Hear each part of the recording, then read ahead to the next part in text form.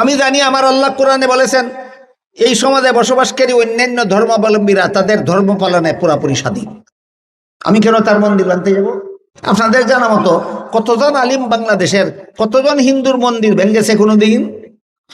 ভাঙ্গা ভাঙ্গি যে হয় এগুলি হয়তো ওরা নিজেরাই ভাঙ্গে আপনাদের উপর দুষ্টাফাবার জন্য, আর না হয় এদের একদল দালাল আপনাদের ফাঁকে ফাঁকে বাস করে।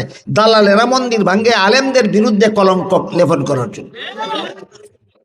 রাসূলের আদর্শে যে রাষ্ট্র প্রতিষ্ঠিত হবে, এই রাষ্ট্রে অমুসলিমদের যত অধিকার আছে, একটা হলো তাদের প্রাণের নিরাপত্তার অধিকার, আরেকটা হলো তাদের মালের নিরাপত্তার অধিকার, আরেকটা হলো তাদের ইজ্জতের নিরাপত্তার অধিকার, আরেকটা হলো তাদের ধর্ম পালনের অধিকার।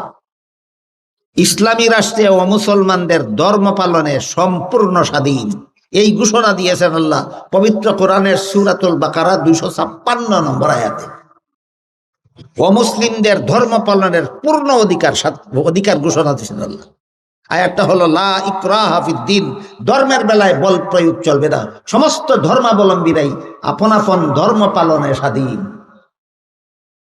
কাজেই বাংলাদেশে যে সমস্ত হিন্দুরা বসবাস করে, এদের মূর্তি পূজার কোনো স্বাধীনতা নাই। আছে কি এই মন গড়া আইনে দেশ শাসন হইলে না আল্লাহর আইনে দেশ শাসন হইলে? আল্লাহর আইনে দেশ শাসন হইলে এরা স্বাধীনতা আছে।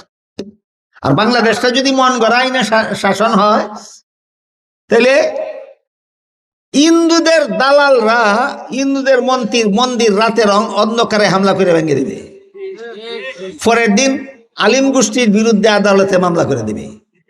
এরকম বাটপারি বাংলাদেশে চলে।